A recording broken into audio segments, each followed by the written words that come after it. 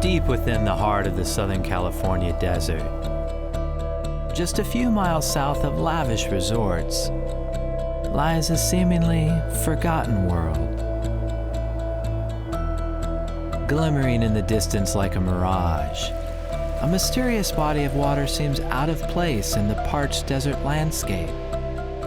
It's the largest lake in California, yet even nearby residents don't know it exists. Have you heard of the Salton Sea? I've never heard of this sea salt. What did you call it? Is it salt in the sea or salt of the sea? I've heard it's around California, Nevada. Am I close? Somewhere over in Europe area. Do you know what body of water that is next to you? No, I don't know that one. The Salton Sea. No. Does that ring a bell? No. Something about 80 miles from here? No. Nothing? Is it a corporation? Is it a... No, it's a big lake in California. Oh, Salt Lake City? Salton Sea. Salton Sea. It's like one word. Salton. Like Salton. S-A-L-T-O-N. Oh, I honestly had no idea about that. I thought it was two things. I'm sorry. Do you have any idea what that is? That, well, it definitely isn't the Salton Sea. No, I do not know what that is.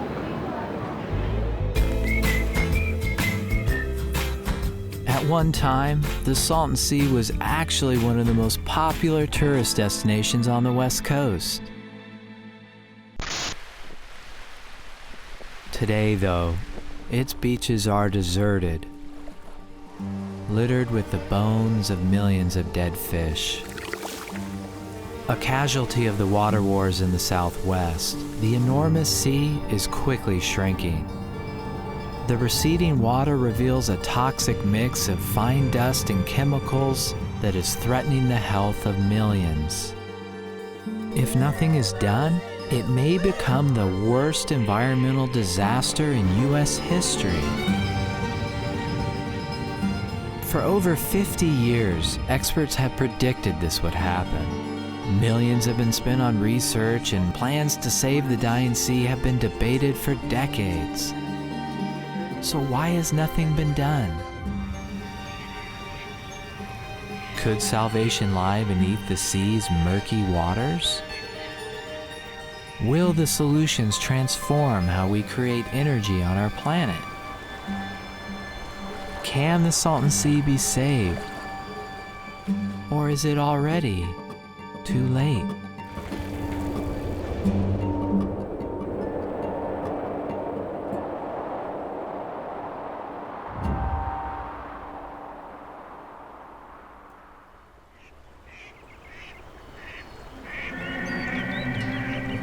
The story of the Salton Sea begins millions of years ago, when the Gulf of California stretched north from Mexico. Once the Gulf receded, this vast depression, almost 300 feet below sea level, would periodically flood, filling the Salton Basin when the Colorado River would change direction. The most recent of these inland seas, Lake Cahuilla, once covered more than 2,000 square miles, but evaporated in the intense desert heat 400 years ago. At the turn of the 20th century, this stretch of desolate landscape had become known as the Imperial Valley. Pioneering families came from across the country, hopeful of building a more prosperous life in a new land. In 1901, developers began using the Dry Alamo riverbed as a canal to bring irrigation water from the Colorado River 80 miles away. By 1903, more than 100,000 acres of crops were being grown. But just 1 year later, sediment clogged the canal, choking off the lifeblood for the region. Engineers made several unprotected cuts into the river, and water once again returned to the valley. In the fall of 1904, though, surplus agricultural runoff had spread into the Salton Basin, threatening to destroy the new Liverpool Salt Company. Then in the spring of 1905, the southwest region was inundated with record rainfall, creating a swell of epic proportions on the Colorado River. The poorly constructed canals were violently breached, and the entire volume of the river poured into the valley. Farmland, homes, and railroad tracks were quickly submerged or destroyed. For 18 months, numerous attempts were made to close the breaks, but the mighty river could not be contained. Finally, in February of 1907, the Colorado's flow into the Imperial Valley mercifully came to an end. In the river's wake, an inland sea of massive proportions was left behind. Covering close to 600 square miles, the Salton Sea was born. In the 1930s, boat races on the sea attracted thousands of spectators, as world records for speed were set in the buoyant, salty water.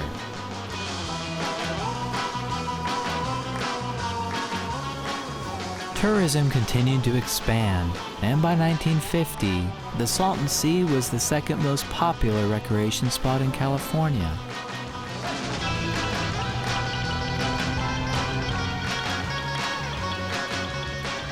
During the 1960s, more people visited the sea than even Yosemite National Park.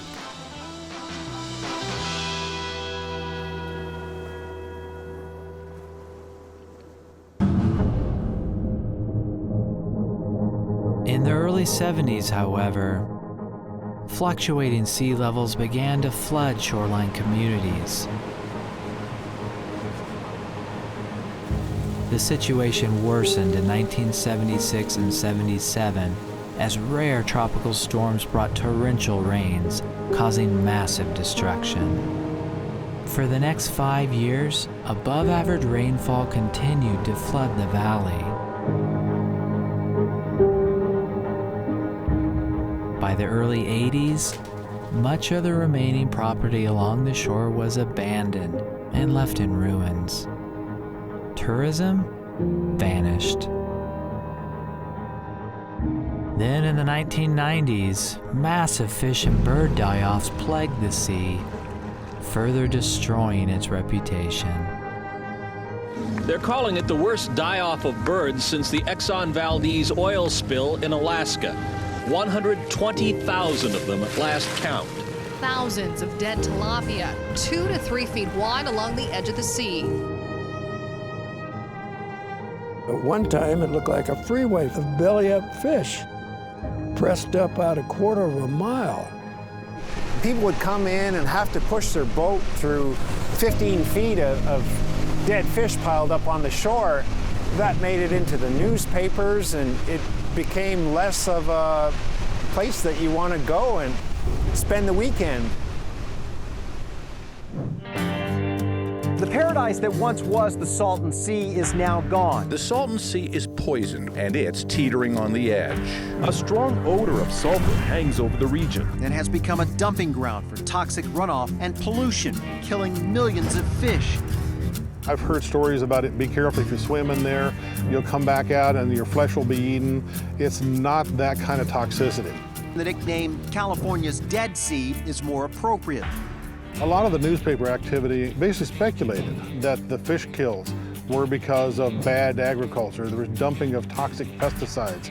The newspapers concluded that there had to be some kind of a toxin that was causing all this without any knowledge at all. We now know that a lot of the fish kills are due to hydrogen sulfide during the summertime, which actually doesn't kill the fish directly. It strips the oxygen and the fish suffocate. And in the wintertime, these fish die from low water temperatures. On the other hand, the bird kills were the result of some really exotic transmissions of classic avian diseases like avian botulism. So we've solved some of the mysteries and debunked the myth that it was agriculture or pesticide dumping or something like that. Three little fishes Despite the truth, misconceptions persist, and the sea's appearance continues to leave a lasting negative impression. If you search the internet, you will find most articles describe the region as a post-apocalyptic wasteland. Many people still believe the sea is a toxic waste dump that's not worth saving. Man, it's nasty there now. The water's stagnant, it's polluted, and it's an environmental nightmare waiting to happen. It looks kind of like a scene from Mars. I would never fish there ever again. Man, that place, man. Oh, wow.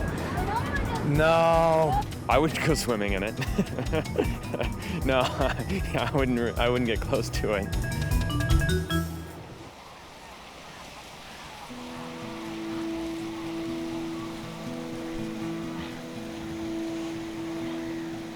It is sad that, people have the misconception that this is a polluted place, that only individuals who are weird live out here, and that it is a post-apocalyptic area, but no. In fact, the water quality in the Salton Sea, although it's very salty, it's not actually that bad.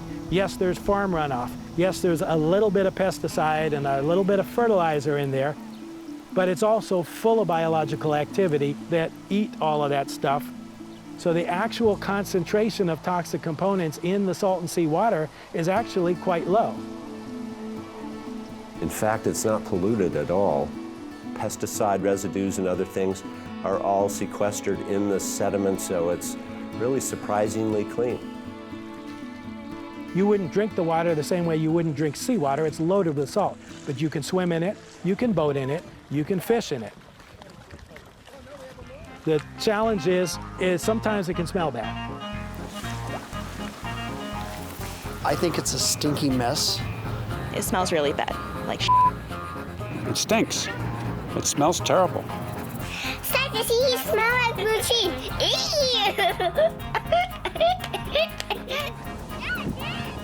People get confused, and the smell that we smell today, to me, is no different than going to the beach in San Diego. I smell the same smells. To me, it's life and death. It's what we see in an ecosystem. The smells that people probably are referring to that smells like rotten eggs, that's hydrogen sulfide. It is very noxious odor, and it can be toxic. There's something in the air at the Salton Sea, and this time of year, it typically stinks.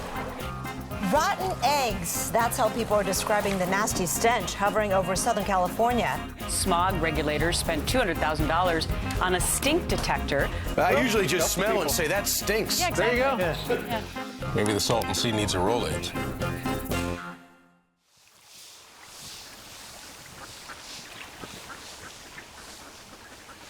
We started receiving complaints of rotten egg smell all over the basin, not just next to the Salton Sea or not even just in Coachella Valley. So we essentially had H2S being distributed for up to 100 miles throughout the basin. For most of the basin, it wasn't exceeding health standards, but close to the Salton Sea, we got some pretty high readings. One of the situations at the sea is that it's hyper-nutrient rich. So we have algae blooms and then busts. The fish population explodes and then crashes. All of those nutrients settle onto the bottom of the sea, and typically that's a very salty, dense layer of water at the bottom. It's cooler, denser, and so it doesn't mix well with the surface water. All it takes is a slight wind, though, to turn that over, and suddenly we've got all of those nutrients coming up en masse.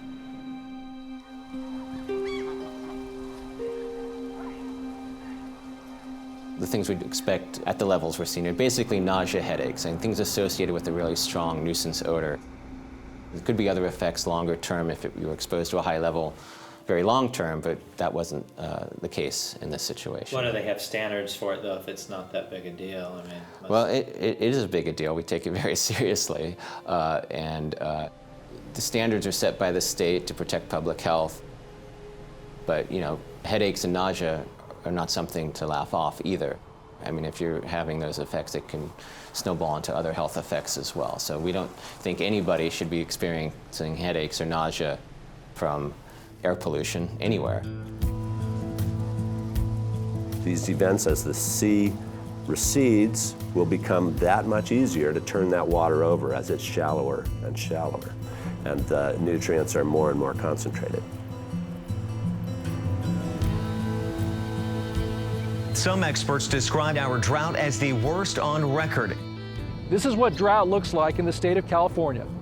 It is a virtual desert. From the north end all the way down to the south end, everyone is being gripped with these bone-dry conditions across the state. Water is a scarce resource in the Southwest. What we've seen in the last few years, especially on the Colorado River, is that source is going to be challenged because you've got increasing needs in the basin states and a decreasing supply.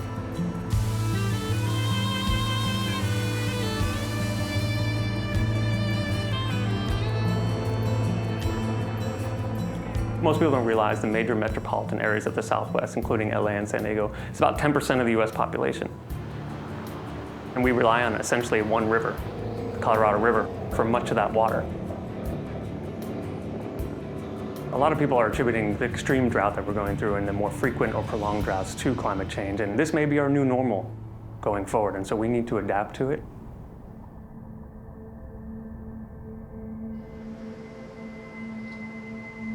IID has one of the highest priority water rights on the Colorado River, but the river is overtaxed, and we think over in the next few years in particular with this drought, we'll have even more problems with delivery of water. So it's incredibly important to be able to balance the agricultural and the industrial use against things like the Salton Sea. It's an important part of the economy and it's an important part of this area. And so we need to have some balance. Imperial Valley farmers grow 80% of the nation's winter vegetables, generating more than $5 billion in total economic impact. It takes a tremendous amount of water to grow crops in the desert, though, and almost 1 trillion gallons from the Colorado are used annually in the Imperial Valley. For decades, southwestern states have been fighting over this precious resource. California historically overused its share of the Colorado until a landmark agreement in 2003 forced the state to reduce its water consumption. As a consequence, though, water was diverted away from Imperial Valley farms, resulting in less runoff flowing into the already shrinking Salton Sea.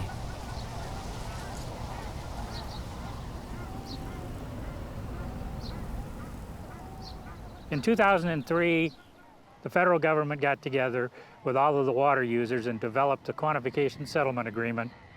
As part of that, IID transferred 300,000 acre-feet of water to Coachella Valley Water District on the north end and over the mountain to San Diego County Water Authority. The reason for that was the industrial and the populations over there needed that water.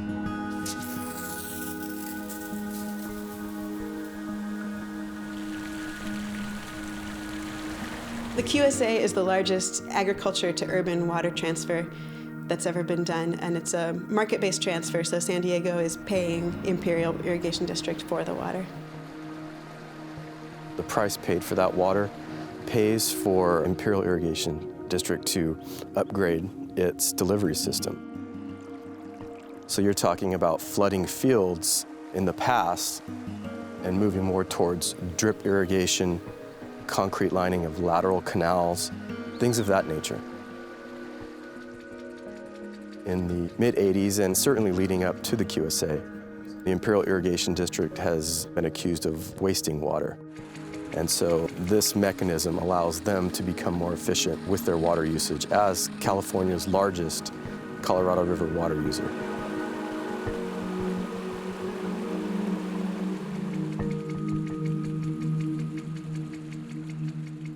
The QSA was sort of a carrot and stick agreement where it was like, we're going to pay you for this water if you do it this way, but if you don't, we're probably going to launch lawsuits against you for wasting water. So it's your choice.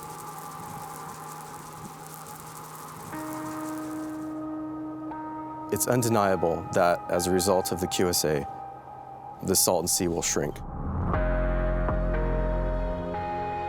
As the Imperial Irrigation District moves into efficiency-based conservation, less water will make it to the sea. The conservation is great, and we all need to conserve water, but when you have a lake bed that relies on water that's used in the fields to keep the lake at a certain level, that conservation is a problem. When we started the transfer, none of the conservation measures were in place. But initially we had to conserve some water for two things. One, to deliver to the partners in the QSA, and the other for the Salton Sea, because until 2017, IID agreed to deliver Colorado River water to the sea.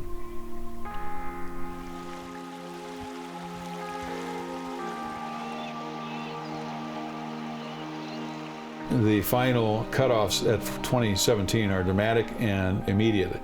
So as much as we've seen some reduction in the level now, it'll become far worse and much more rapid in 2017 and beyond.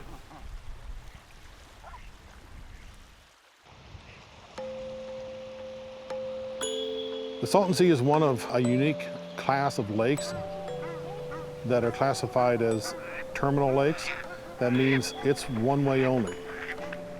The water comes in, everything that it carries with it comes in, and the water evaporates. In our case, the inflows from the New and the Alamo contribute roughly 4 million tons of salt a year. 3/4 of the inflow comes in from those two rivers. But those two rivers are really just part of the irrigation system. They're agricultural return flow. Both channels would be dry if it wasn't for the agriculture inflow. The current salinity is roughly 54 parts per thousand.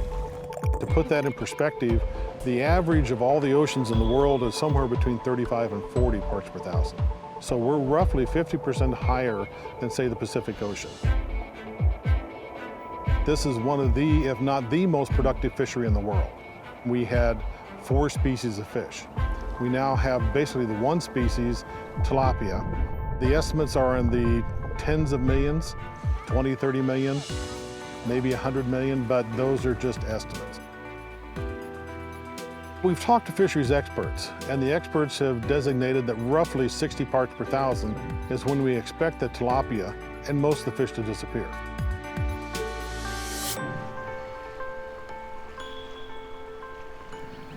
So you're saying no matter what happens, 100 million fish are going to die? It's inevitable that the main water body of the Salton Sea will get over 60 parts per thousand. That is going to sooner or later cause a fish die-off, yes. It's not that the fish will die, they just won't reproduce, so over 5 or 6 years you'll lose the fishery.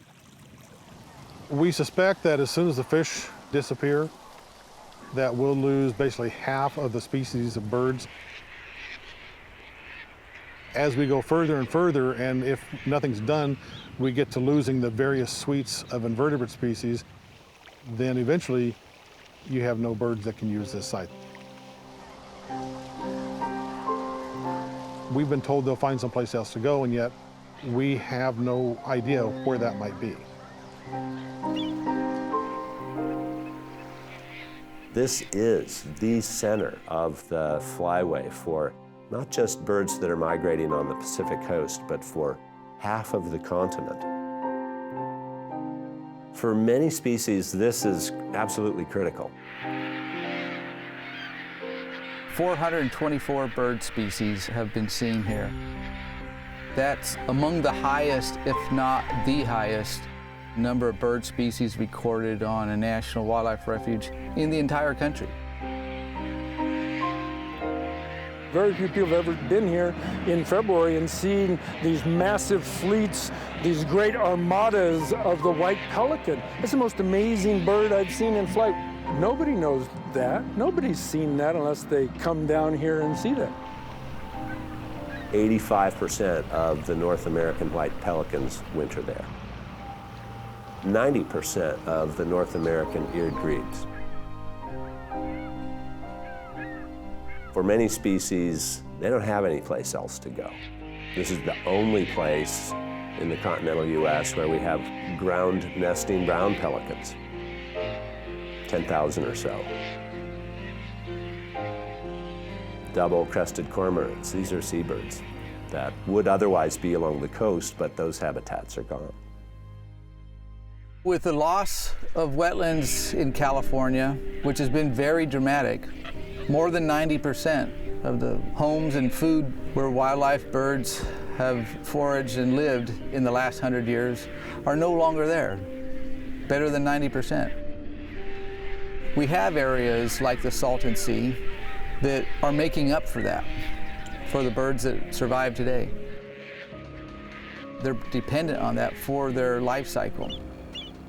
If the Salton Sea isn't here providing those values, food, water, shelter, they're potentially going to be losing their lives.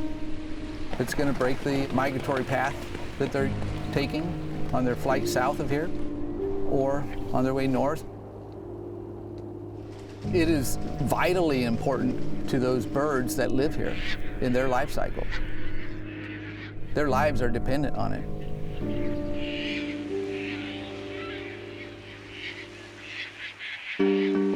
We requested an inventory of all birds that were ever banded at the Salton Sea, wherever they were relocated in the world. We got that information, it was plotted on a map, and it provided some surprising connections. We didn't expect a connection with the Texas Gulf Coast, and yet it was there.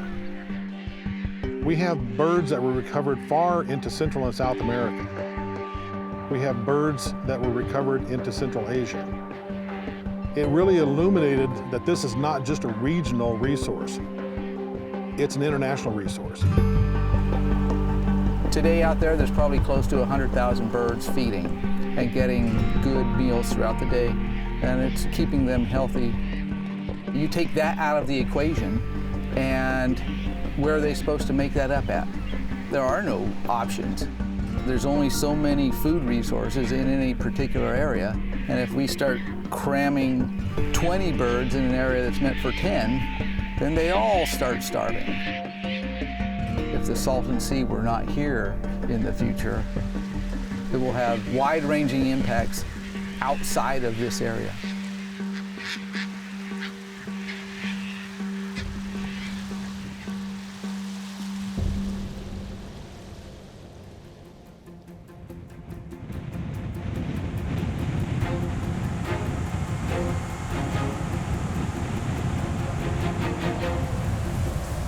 Fate of the struggling Salton Sea is a hot topic as the water dwindles, exposing lake bed and sending unhealthy dust into the air.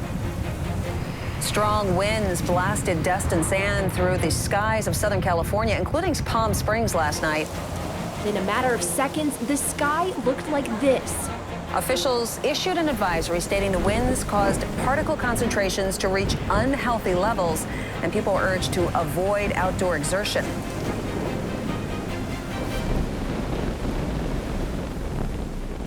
We're not talking about fish and wildlife anymore. We're talking about human life and the potential human health catastrophe that could happen if we don't find some way to stabilize and maintain the Salton Sea.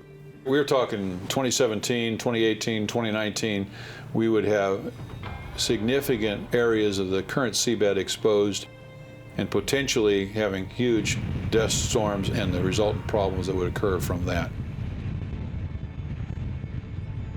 We're already seeing vast exposures on the South Shore, as much as several miles out from where the waves were in 2003. If this continues, we'll see enormous expanses of very arid, saline, silty sediments. That is a potentially very serious problem if, in fact, the sea is allowed to recede, which would expose those sediments to the desert winds. When you have a surface, like a desert surface that may have once been wet, it generally crusts over. A little bit of dust starts blowing, and that dust itself breaks the crust. And then that crust is broken and more dust gets kicked up.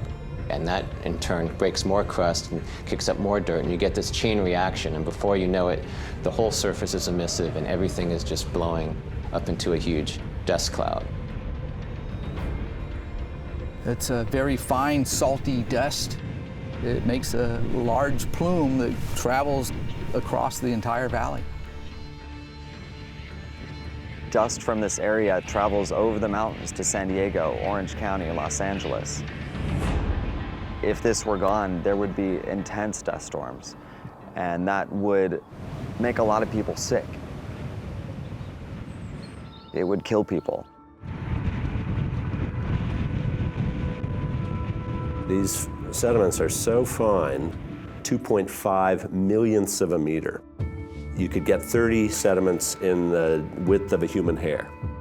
They're so small that if you inhale these into your lungs, they can perfuse straight into your bloodstream, carrying with them whatever chemicals are attached to the sediment. That would be cadmium, arsenic, selenium. Not good things. The most serious effects that have been observed for particles have been cardiovascular, so perhaps heart disease. There's been all kinds of studies with the very small particles that show they can move throughout the body. They've shown some neurological effects in the brain. In some of the animal studies, they've shown effects in the kidneys. So pretty much every organ or every system in your body has been shown to have some effects from these particles. We need only look as far as Owens Dry Lake for a good example of what could happen. The Owens Dry Lake, situated on the southeast side of the Sierra Nevada, was dewatered by the Los Angeles Department of Water and Power in the 1930s. And that exposed an area of about 25,000 acres, what was Owens Lake, as now Owens Dry Lake. The Air Quality Management District there has actually issued emergency warnings for people when their dust storms get really serious, to where they evacuate their own staff out of the basin. They've had recordings of more than 25,000 parts per million. This is choking dust that you would suffocate if you were exposed to this. Luckily, the Owens Valley only has several hundred residents that live there. When we compare that to the Salton Sea, we're looking at 4 to 5 times that area of exposure, with 1.5 million people that live in immediate proximity to the sea. Mind you, the baseline condition in the Coachella Valley, Imperial Valley, exhibits the worst hospitalization rate for respiratory disease in California. That's the baseline condition without the sea being withdrawn. Children and elderly are most susceptible to particulate pollution and respiratory disease that comes from that.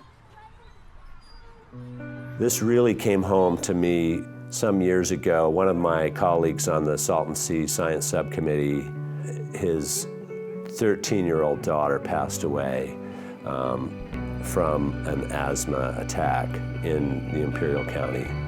And that really struck home to a lot of us that this is serious business, and we're exposing our children to this.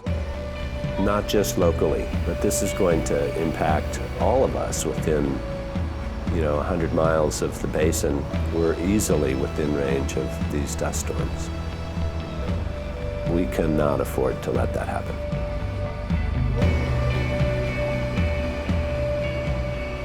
I understand the magnitude of what is coming.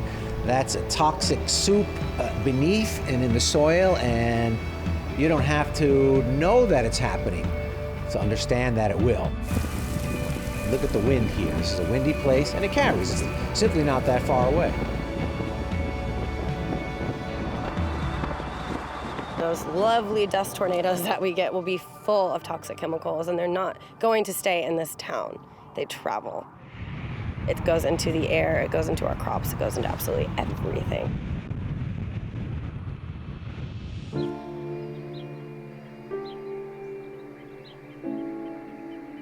So you're already noticing dust in the air, huh? Living in it now. I sweep the floors in my house every day of white sand.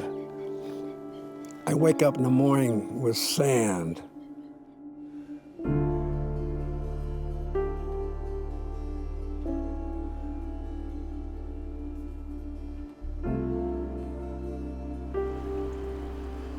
I've lived in Brawley most of my life, and there's health issues that a lot of families have suffered, from cancer to other health conditions, and we see a lot of younger children that are becoming sick. I really care about the community that I live in. I care about my children because I know that they're the next generation.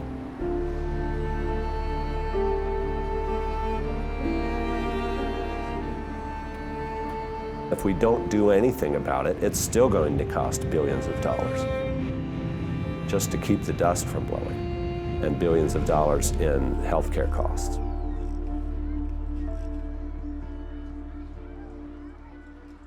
To do nothing is not a good alternative. It's very expensive, and it would be deadly.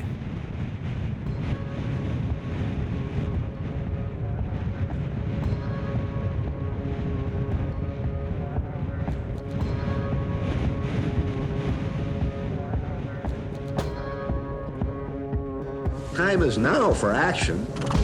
The time is right to act. The time for action is upon us. Now is the time. We cannot afford to wait. The time to begin cleaning up the Salton Sea is long overdue. It's only a question of time. There is not time to fool around with this any longer. Not enough is being done. Another year from now may be too late. So let's quit talking about it. Let's get on with the job.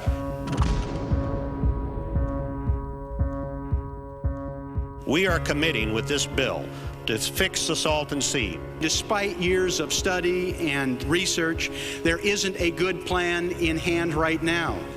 Here we go again. We have been studying the Salton Sea now for well over 30 years.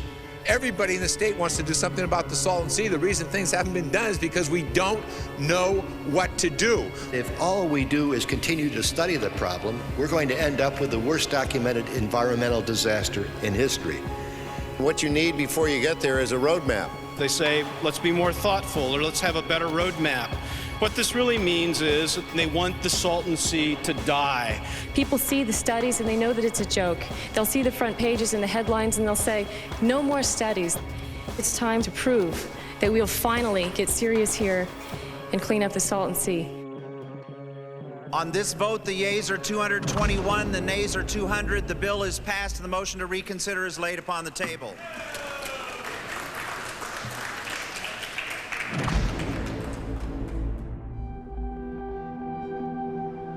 You had a major effort back in the 90s to come up with a plan, and they did come up with something that maybe could work.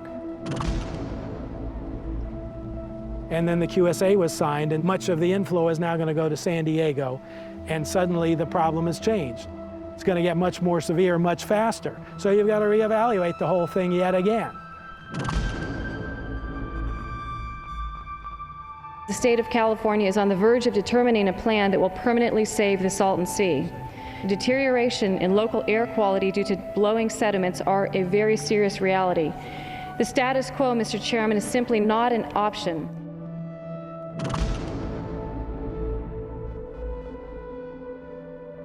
We have an F phrase for you down in the area around the Salton Sea, and it's called fed up.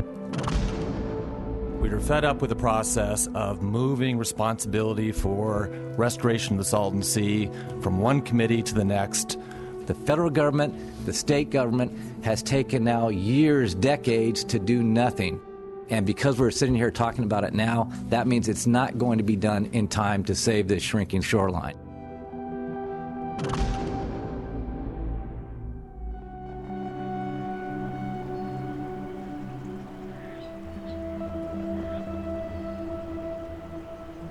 "16 years, $40 million more studies. We're still in the same place. Nothing's happened. There's nobody local to stick up for the Salton Sea. Even Senator Boxer was here a few weeks ago. She gave a rousing, great speech, said we cannot let this happen. But she's been in Senate for 20 years, you know, and she's let it happen. I mean, they've all let it happen. They all give speeches saying we can't let it happen, and yet it's happening. I'm just kind of disgusted that they can't make a decision, you know? Either do it or don't do it. And that's the thing that irritates us here in the valley, I think. Once it's on the brink of destruction, it's like, oh, let's save it. Well, you could have saved it 50 years ago. You could have preserved it 50 years. You could have preserved it 20 years ago. There's going to be so much more money because they waited so long to do it. That, I mean, if they just shut up and do what they're supposed to do and get it done. You're not very optimistic about our politicians who make these decisions. No, I'm not very optimistic about any politicians. I'm sorry.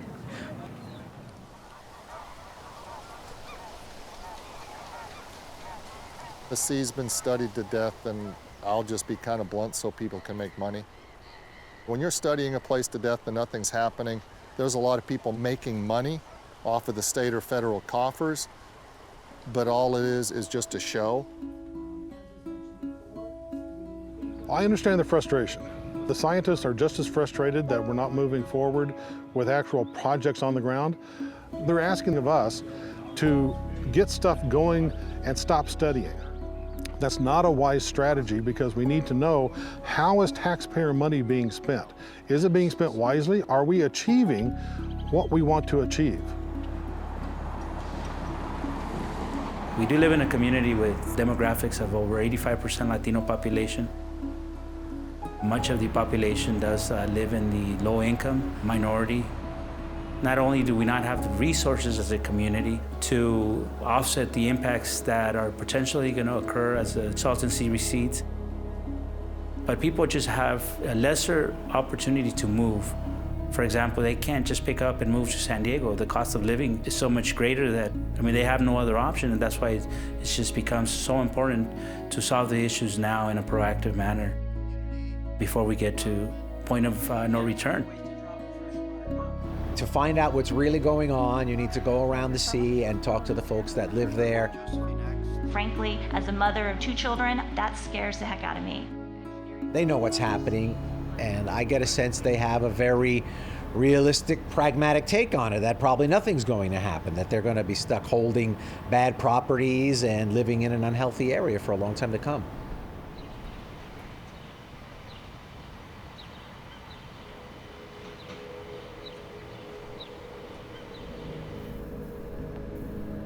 What you get to is, as the sea shrinks, you ultimately have landowners who own parcels currently underwater.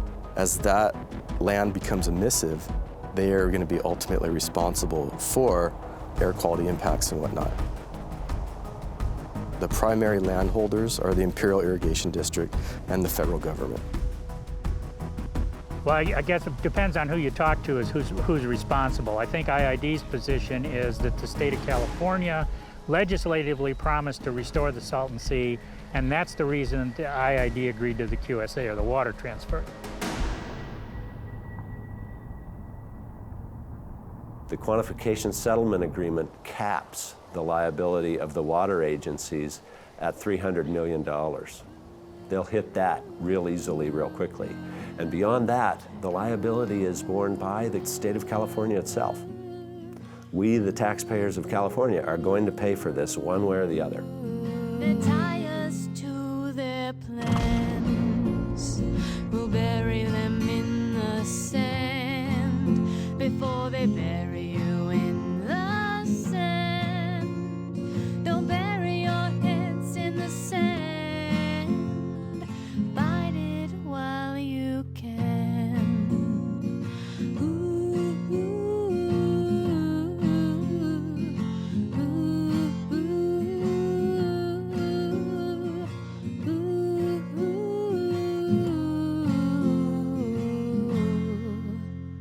In the last 40 years, more than 200 proposals have been presented to save the Salton Sea.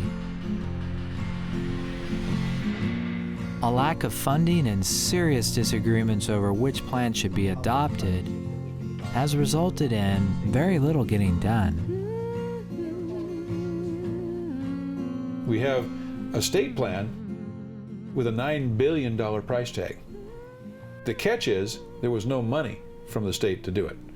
We're at a juncture now where we're trying to figure out a way to ask them to work with us at the local level to come up with a hybrid plan of some type that is more reasonably priced and that can be done in small bites at the apple along the way, and get off the idea that there's only one way to solve the problem and it's going to be solved in Sacramento. One of the biggest issues we need to do over the next few years is manage expectations. We don't think the Salton Sea can be returned to the 60s and 70s. And I think people need to recognize that. We haven't got enough water to supply a sea of the size of 50 or 100 years ago. Could we supply a sea of a third that size? Yes, probably we could, even with what we see as the lowest future amount of water that we would bring in. Our plan is to try and do some incremental habitat and air quality mitigation measures around the sea as it shrinks to cover that playa area. So you end up with probably shallower areas of the Salton Sea, but you end up with water on a lot of those areas, or you end up with some other kind of land use. What we would like to see is the state and the federal government come to the table and be part of the team so that we can get the strings off some of the money that's available there for planning efforts and begin a renewed environmental impact report and study of what alternatives maybe are available today that weren't even thought of 10 years ago when those studies were last really updated. Until they take all the water away, we have the opportunity to do some scale of restoration. I've heard people that start with, if we lose the fish, we might as well walk away from the lake and just let it go because there's no hope. I'm not in that category. There's always hope as long as we've got some water to work with, even degraded water. So we've got this plan moving forward that doesn't preclude full-scale restoration if you want to do it, if you find the $9 billion, but it does something incrementally as we move forward.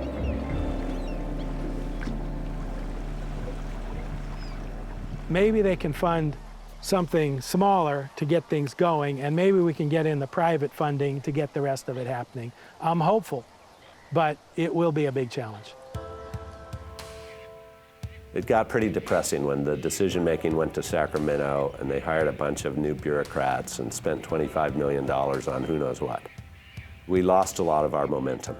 Well, we've regained that in just the last couple of years. And I'm confident that we have the initiative now. So how are we going to pay for this? Well, the solution comes from one of those other special things about the Salton Sea.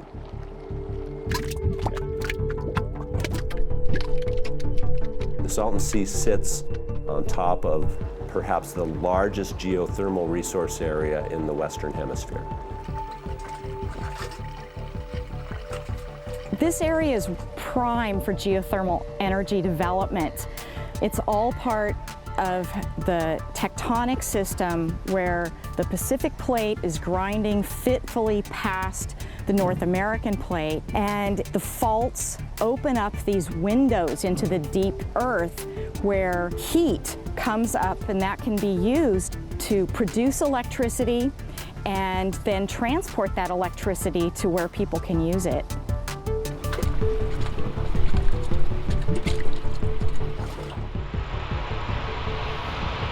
There are two fields that produce 75% of the geothermal energy in the United States, and that is the geysers in Northern California and the Salton Sea field, Heber and Brawley. To be usable geothermal energy, you have to have heat, you have to have a fluid, and you have to have permeable rock that allows the fluid to move through the rock and harvest the heat.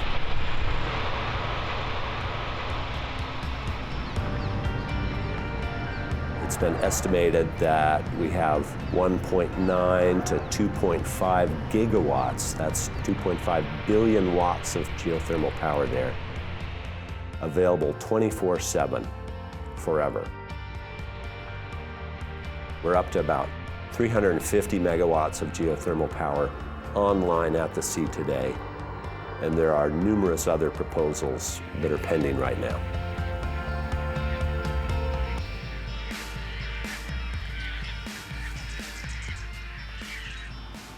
There have been some other discoveries of rare earths in these geothermal brines that they bring up from depth, such as lithium, the same stuff that powers our cars and makes batteries. Most of it's produced today in Argentina and Brazil at great expense and through a very elaborate solar evaporation process to generate the lithium supply. It's $5,000 per ton, and we depend on this for batteries and computer cells and other things. The lithium in these geothermal brines, however, turns out to be at a much higher concentration. We're talking about increasing geothermal generation by 50 times. The Salton Basin would quickly become the lithium capital of the world.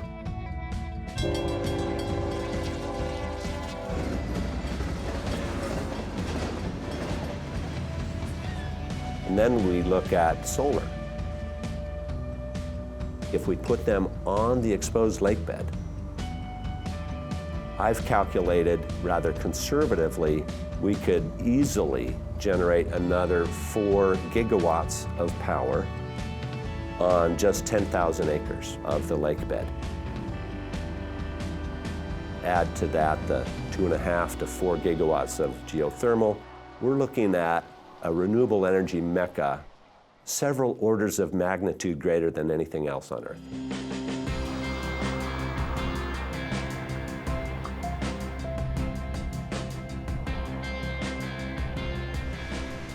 Algae is an interesting prospect out at the Salton Sea. If we took algae production facilities and we put them on the inflow tributaries to the sea, the New and Alamo rivers at the south end primarily, what they would do is take up the nutrients, the nitrates and phosphates coming off from the ag fields, produce oxygen as a byproduct, and grow lots of algae.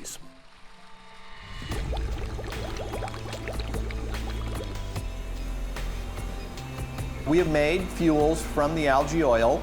We've flown airplanes on it. Every single engine that could be run by conventional oil has now essentially been run by algae oil.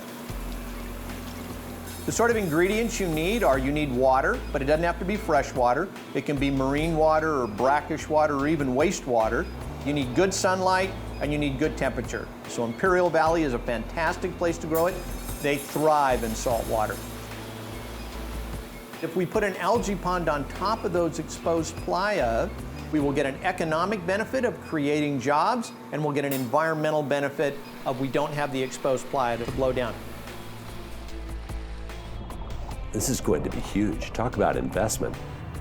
Between the geothermal energy, the solar energy, the biodiesel algae production, this is going to be the energy mecca of the Western Hemisphere, clearly. Suddenly we're talking real money, enough to make the $8 to $10 billion infrastructure cost payable in a relatively short time with regard to its return on investment. Millions of homes in the Southwest could be powered by the renewable energy developed in the region. But it won't happen quickly.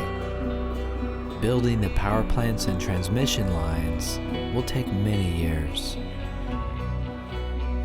Everyone hopes this public-private collaboration will deliver some of the funding needed to save the sea.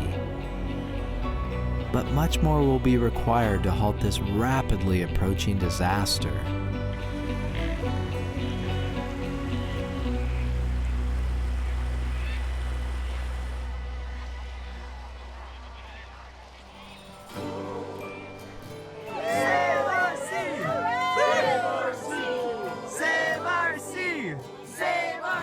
These governmental agencies know how and have the power to fix any of the things that we're focusing on, but without a push from the community, without a loud cry from the community, nothing's going to get done.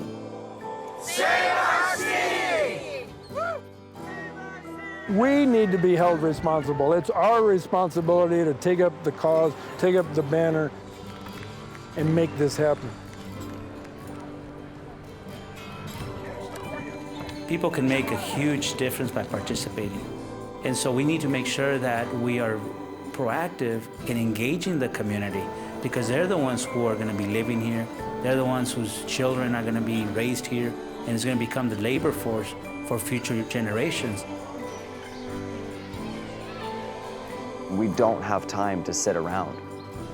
We are sending out an SOS, Save Our Sea. People need to step up right now. Send a letter to the president, the governor, anyone that you see could help this situation.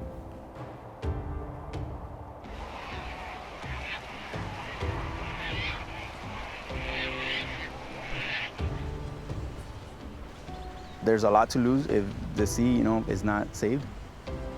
I sometimes pray about it. With my children, we pray, and we know it's gonna happen. I really encourage everybody that can take a day to come out here to look past some of the rundown shacks and to look past at some of the fish bones from the fish die-off and actually see the beauty. It is strikingly beautiful. From its east shore, you can see some of the best sunsets on the planet, where the sea becomes calm and still. You could skip a rock on it forever, and you see the sunset over the still waters with the dark silhouette of mountains on the opposite shore, and it's a sunset like I've never seen elsewhere in the world.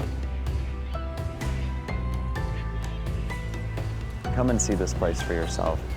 That's one of the ultimate things.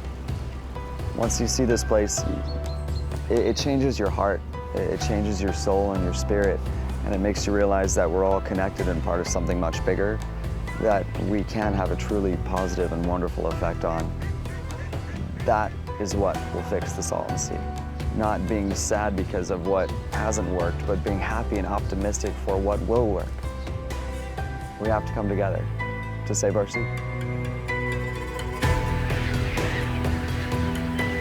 The Salton Sea has reached its breaking point. To do nothing is no longer an option. This is an example of the many difficult choices we are faced with in our country. What are our priorities and how do we value our nation's resources? Why do we so often wait until a tragedy strikes before taking action to stop it? The Salton Sea could be a great environmental success story or an unprecedented disaster. Only time will tell, but time is running out.